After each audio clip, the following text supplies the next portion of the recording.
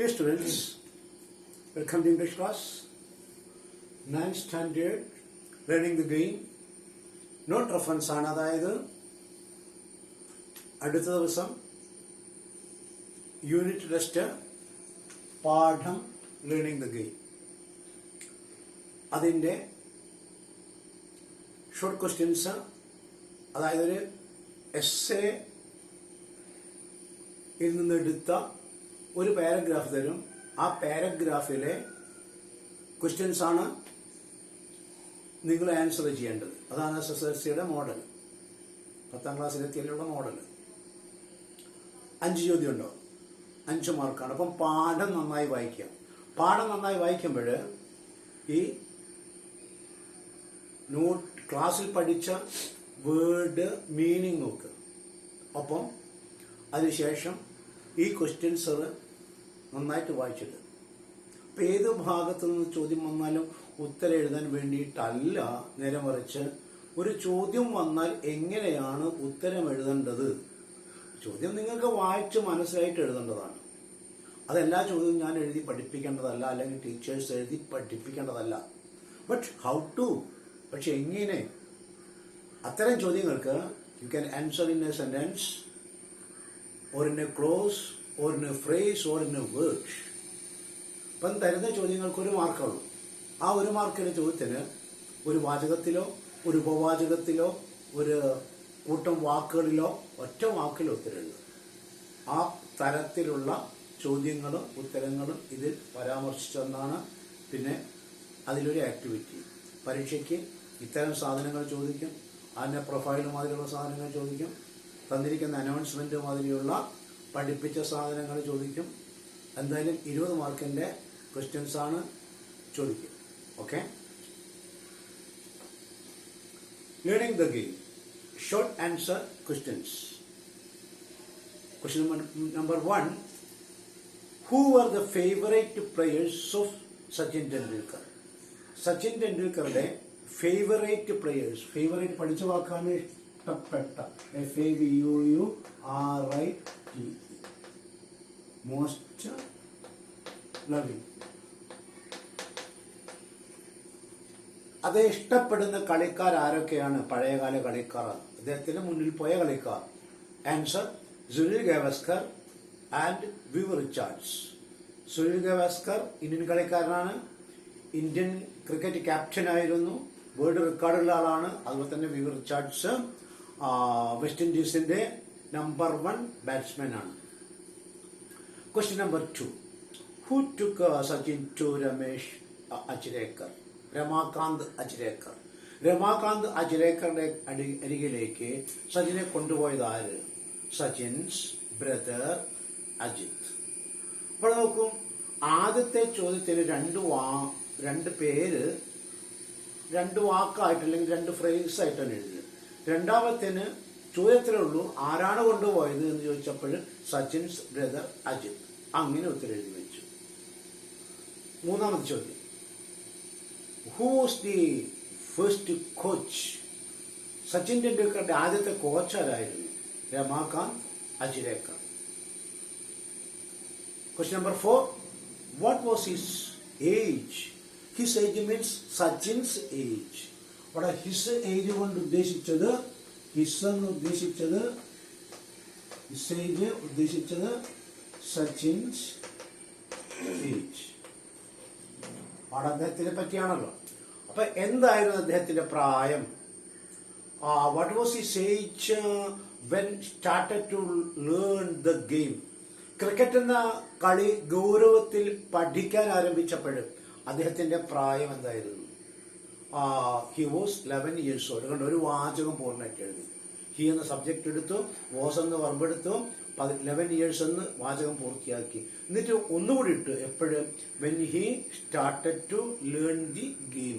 അപ്പൊ ഒരു വലിയ വാചകത്തിലേക്ക് 2 ക്ലോസുകൾ വെച്ചുകൊണ്ട് എഴുതി. അപ്പൊ മാഷ് എന്താ നേരത്തെ പറഞ്ഞത്, നിങ്ങൾക്ക് തോന്നുന്ന രീതിയിൽ ഇത് വായിച്ചിട്ട് ഇഷ്ടപ്പെട്ട രീതിയിൽ ഒരാൾ എന്നോട് ഇതിൽ എഴുതി ചോദിച്ചു, ഇഷ്ടം പോലെ എഴുതാവൂന്ന്. ഇഷ്ടം പോലെ എഴുതാം, പക്ഷെ എഴുതുന്നത് ശരിയായിരിക്കണം. അല്ല, നിങ്ങൾക്ക് ഇഷ്ടം പോലെ അല്ലെങ്കിൽ നിങ്ങൾക്ക് ഇഷ്ടപ്പെട്ട മാതിരി എഴുതിയാൽ അത് പരീക്ഷ വാല്യൂ ചെയ്യുന്ന ആൾക്ക് ഇല്ലല്ലോ. അപ്പോഴെന്താണ് നിങ്ങളുടെ ഇഷ്ടം സമം എന്തായിരിക്കണം, എൻ്റെ ഇഷ്ടം സമം എന്തായിരിക്കണം നിങ്ങൾക്ക് മനസ്സിലാകണം എന്നതാണെങ്കിൽ നിങ്ങൾ എഴുതുന്നത് സമം എനിക്ക് അത് കറക്റ്റ് എന്ന് തോന്നുന്നത് ആയിരിക്കണം. അതുകൊണ്ട് അയാൾ ചോദിച്ച 9ാം ക്ലാസ്സിലെ ഒരു കുട്ടി ചോദിച്ച ചോദ്യത്തിന് ഉത്തരമാണ് പറഞ്ഞതിൽ മെസ്സേജ് ഇട്ടതാണ്, സർ ഇഷ്ടം പോലെ എഴുതാമോ? ഇഷ്ടം പോലെ എഴുതാം, അതാണ് പരീക്ഷ. ഇഷ്ടം പോലെ എഴുതാം, ബട്ട് ദാറ്റ് ഇഷ്ടം മസ്റ്റ് ബി കറക്റ്റ്. ആ ഇഷ്ടം എന്ന് പറഞ്ഞത് നിങ്ങൾ അടച്ചാലും തിരിച്ചാലും ഒടിച്ചാലും ഭാഷയാണ്, എങ്ങനെ വേണമെങ്കിൽ എഴുതാൻ ശീലിക്കണം. അത് ശരിയായിരിക്കണം. അപ്പൊ ശരിയാണെന്ന് ഉറപ്പ് വരുത്തിക്കൊണ്ട് ഇഷ്ടം പോലെ എഴുതാം. യെസ്, നോക്കൂ. What was his age when started to learn the game? He was 11 years old when he started to learn the game. കളി പഠിക്കാൻ ആരംഭിച്ചപ്പോൾ സച്ചിന്റെ വയസ്സ് 11.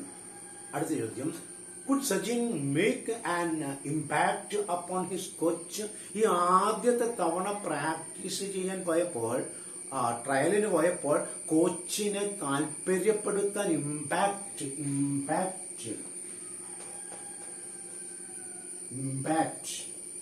means influence, means സ്വാധീനിക്കുക. അപ്പൊ ആദ്യം അജ്രേക്കർ സാറിന് ഈ സച്ചിൻ എന്ന കുട്ടിയുടെ വല്ല താല്പര്യം തോന്നിയോ? ആദ്യത്തെ ഒന്നാമത്തെ trial could Sachin make an impact upon his coach? No, ഇല്ല. Sachin couldn't make an impact at the first attempt. വലിയ വാചകത്തിൽ എഴുതി വെച്ചു.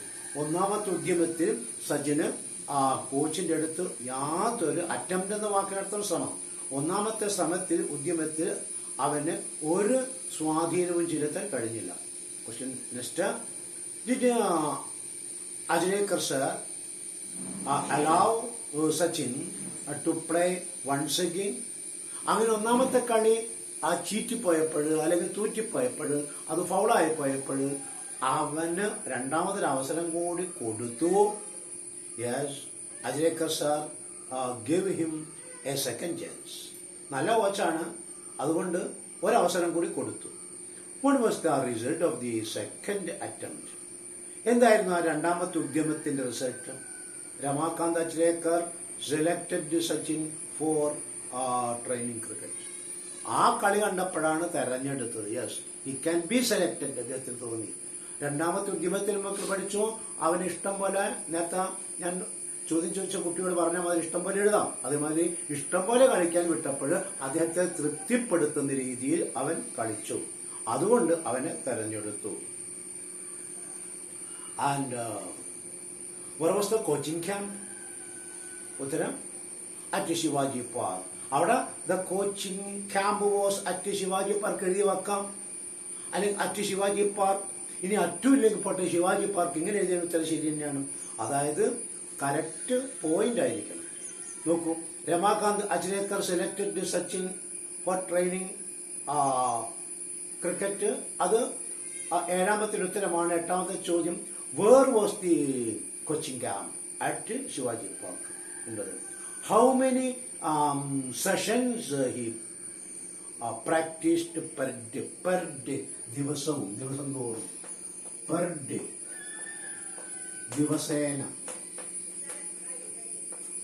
ദിവസേന എത്ര സെഷൻ? 2 സെഷൻ, രാവിലെ ഒന്ന് വൈകുന്നേരം. 2 സെഷൻസ് ആണ് ഉണ്ടാവുക. അപ്പൊ ഇത് പാഠം ഉൾക്കൊള്ളാൻ വേണ്ടിയിട്ടാണ് മാഷി നോട്ടിട്ട് വന്നത്. അത് ഉത്തരമായി കഴിയുമ്പോഴേക്കാണ് പാഠത്തിനെ പറ്റി ഒരു ധാരണ കിട്ടും. 2 സെഷൻസ്, മോർണിംഗ് ആൻഡ് ഈവനിങ്. അവൻ 2 സെഷനിലാണ് കളിച്ചത്, രാവിലെയും വൈകുന്നേരവും. 10. How did he travel from his house to Shivaji park? 25 kilometre ദൂരമുണ്ട്. ആ ദൂരം അവൻ എങ്ങനെയാണ് സഞ്ചരിച്ചത്? ബൈ ബസ്സിലാണ് സഞ്ചരിച്ചത്. അപ്പോഴാണല്ലോ ഈ കിറ്റ് ബാഗൊക്കെ കൊണ്ടുപോയിട്ട് 2 ടിക്കറ്റിനൊക്കെ ചോദിച്ചത്. അടുത്തത്, how many set of cricket clothes Sachin had? അതായത് കളിച്ചു തുടങ്ങിയ കാലത്ത് തന്നെ ആ കുട്ടി പ്രഗത്ഭനാണ്, പക്ഷെ ധനികനല്ല, സാധാരണ ഒരു കുടുംബത്തിൽ. അതുകൊണ്ട് അവന് ഒരു സെറ്റ് ക്രിക്കറ്റ് ക്ലോത്തേ ഉള്ളൂ, ഒരു സെറ്റ് പാഡ്, ഒരു സെറ്റ് കിറ്റും ഒക്കെ ഉള്ളൂ. അതവന് പലപ്പോഴും ബുദ്ധിമുട്ടുണ്ടാക്കിയിട്ടുണ്ട്. അപ്പോഴും ഓൺലി വൺ സെറ്റ്. എത്ര സെറ്റ് ഉണ്ടായിരുന്നു? Only one set. How the problem was solved? എങ്ങനെയാണ് ഈ പ്രശ്നം പരിഹരിച്ചത്? As soon as he returned after the morning session, the clothes were washed. ഓരോ ദിവസവും രാവിലെ കളി കഴിഞ്ഞ് വന്നാൽ ആ വിയർത്ത് അല്ലെങ്കിൽ ആ പൊടി പിടിച്ച് വൃത്തികേടായ വസ്ത്രം കഴുകിയിട്ടു. So for the evening session, before the evening session, the clothes were washed. അവ കഴുകി വൃത്തിയാക്കിയിട്ട്. അടുത്ത ചോദ്യം 13. I played with wet pockets. ഞാൻ കളിച്ചത് നനഞ്ഞ പോക്കറ്റുമായിട്ടാണ്. എൻ്റെ പാൻസിന്റെ അല്ലെങ്കിൽ ജീൻസിന്റെ അല്ലെങ്കിൽ ധരിക്കുന്ന ആ വസ്ത്രത്തിന്റെ പോക്കറ്റ്സ് നനഞ്ഞിരുന്നു. എന്തുകൊണ്ട്? There was enough time to why എന്ന് വെച്ചു. എന്തുകൊണ്ടാണ് നനഞ്ഞത് തൊട്ട് കളിച്ചത്? There was enough time to get the pocket dry. അങ്ങനെയെങ്കിൽ രണ്ടും ഉത്തരമായിട്ട് വരുന്നത്. ഒന്ന്, he had only one set of dress. ഒരു സെറ്റ് ഡ്രസ്സേ ഉള്ളൂ. And that was to be washed per day, each day. ദിവസേന അത് കഴുകിയാണ്. And no enough time to be dried. ഉണക്കിയെടുക്കാനുള്ള അത്ര സമയമില്ല. അതിനു മുൻപ് തന്നെ രണ്ടാമത്തെ സെറ്റ് കളിക്കാനായിട്ട് പോകണം. അതുകൊണ്ടാണ് അവന്റെ കീശ നനഞ്ഞിരുന്നത്. What was Ajrek's suggestion to get continuous practice? കുട്ടിക്ക് തുടർച്ചയായിട്ട് പ്രാക്ടീസ് കിട്ടാൻ വേണ്ടി കോച്ചായ അജ്രേക്കർ എന്ന് പറഞ്ഞു. He suggested to change the school. പഠിച്ച ഇംഗ്ലീഷ് ന്യൂ ഇംഗ്ലീഷ് സ്കൂളിൽ നിന്ന് ശാരദാശ്രമ സ്കൂളിലേക്ക് മാറാൻ വേണ്ടി പറഞ്ഞു. അദ്ദേഹത്തിന്റെ പിതാവിനോട് പറഞ്ഞു അവനെ മാറ്റാൻ. Where did Sachin go to continue his learning? തന്റെ പഠനം തുടരാൻ വേണ്ടി അത് ഏത് സ്കൂളിലാണ് ചേർന്നത്? ശാരദാശ്രം വിദ്യാമന്ദിർ. അതായത് അവിടെയാണ് അജ്രേക്കർ സാർ ഉള്ളത്. ശിവാജി പാർക്കിലെ കോച്ചിങ് സെന്ററിലെ പ്രധാന കോച്ചായ അജ്രേക്കർ സാർ ഈ സ്കൂളിലെ കോച്ച് കൂടിയാണ്. ശാരദാശ്രം വിദ്യാമന്ദിർ. അതിൽ 16. Why did he select the particular school? എന്തുകൊണ്ടാണ് why did he select that particular school?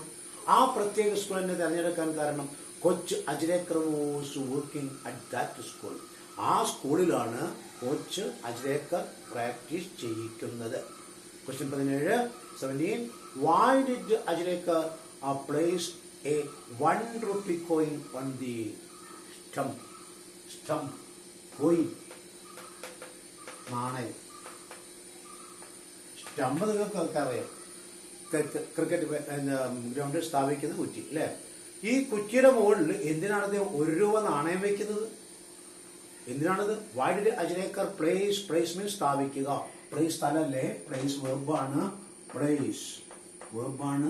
Puttu means വയ്ക്കുക അല്ലെങ്കിൽ സ്ഥാപിക്കുക. എന്തിനാണ് 1 രൂപ നാണയം സ്റ്റമ്പിന്റെ മുകളിൽ വെച്ചത്? Yes. Why did Ajrekar place a 1 rupee coin on the stump? If Sachin could throw it away, അഥവാ ആ കുറ്റി അവൻ എറിഞ്ഞ് തെറിപ്പിച്ചാൽ അത് ബൗളിങ്ങിന് വേണ്ടിയിട്ടാണ്. To take to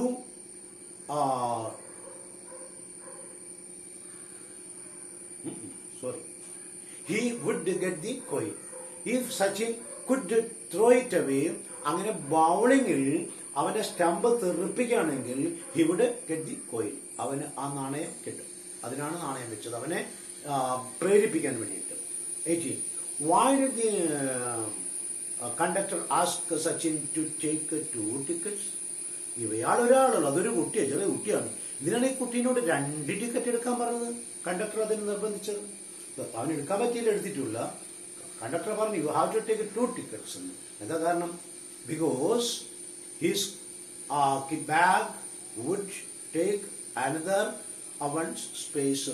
അവന്റെ ബാഗ് ഉണ്ടല്ലോ, ഈ ടൂൾസ് കിറ്റ് ഒക്കെ സ്ഥാപിച്ച് ആ ബാഗ് മറ്റൊരാളുടെ സ്ഥലം എടുക്കും. ഇതും പുറത്തു നിൽക്കുന്ന ഒരാൾക്ക് ദൂരെ നിൽക്കാൻ പറ്റുള്ളൂ. അങ്ങനെ ഒരാളുടെ സ്ഥലം കൂടി അപഹരിക്കുന്നത് കൊണ്ടാണ് ഒരാളുടെ വിക്കറ്റ് കൂടി എടുക്കാൻ പറഞ്ഞത്. That means he took more space then one needed. ഒരാൾക്ക് വേണ്ടതിനേക്കാളും സ്ഥലം അവൻ എടുത്തത് കൊണ്ടാണ് 2 വിക്കറ്റ് വേണമെന്ന് പറഞ്ഞത്. Did Achrekar punish Sachin? അജ്രേക്കർ എപ്പോഴെങ്കിലും സച്ചിനെ പണിഷ് ചെയ്തിട്ടുണ്ടോ, ശിക്ഷിച്ചിട്ടുണ്ടോ? ഓൺലി ഓൺ വൺ ഒക്കേഷൻ, ഒരവസരത്തിൽ. അതായത് കളിക്കേണ്ട അവൻ പോയിട്ട് സാധാ കളി കാണാൻ പോയപ്പോഴവിടുന്ന് തൂക്കി പിടിച്ചു കൊണ്ടുപോകുന്നു. നീ കളി കാണേണ്ട ആളല്ല, നീ കളിക്കുമ്പോൾ ആയിരക്കണക്കിന് ആൾക്കാർ കളി കാണാൻ വരുന്ന ആളാണ്, അപ്പൊ നീ കളിക്കാണ് വേണ്ടത് എന്ന് അവനെ നിർബന്ധപൂർവം പഠിപ്പിച്ചു. 20ാമത്തത്, I owe myself to him. Who owes to him? To whom? ഞാൻ അദ്ദേഹത്തിനോട് കടപ്പെട്ടിരിക്കുന്നു. ഞാൻ തന്നെ അദ്ദേഹത്തോട് കടപ്പെട്ടിരിക്കുന്നു. ആരോട് കടപ്പെട്ടിരിക്കുന്നു? Sachin owes to Achrekar. അദ്ദേഹത്തിന്റെ കോച്ചായ അജ്രേക്കറോട് കടപ്പെട്ടിരിക്കുന്നു. ഇതാണ് ക്വസ്റ്റ്യൻ ആൻസേഴ്സ്. ഇനി നമുക്ക് അതിലൊരു ആക്ടിവിറ്റി, ഇത് ഞാൻ പരീക്ഷയിൽ ചോദിക്കും, അതിൽ നിങ്ങൾക്ക് ആക്ടിവിറ്റി തന്നതാണ്, അതുകൂടി ഇതിൽ നോക്കും. Idiom and meanings.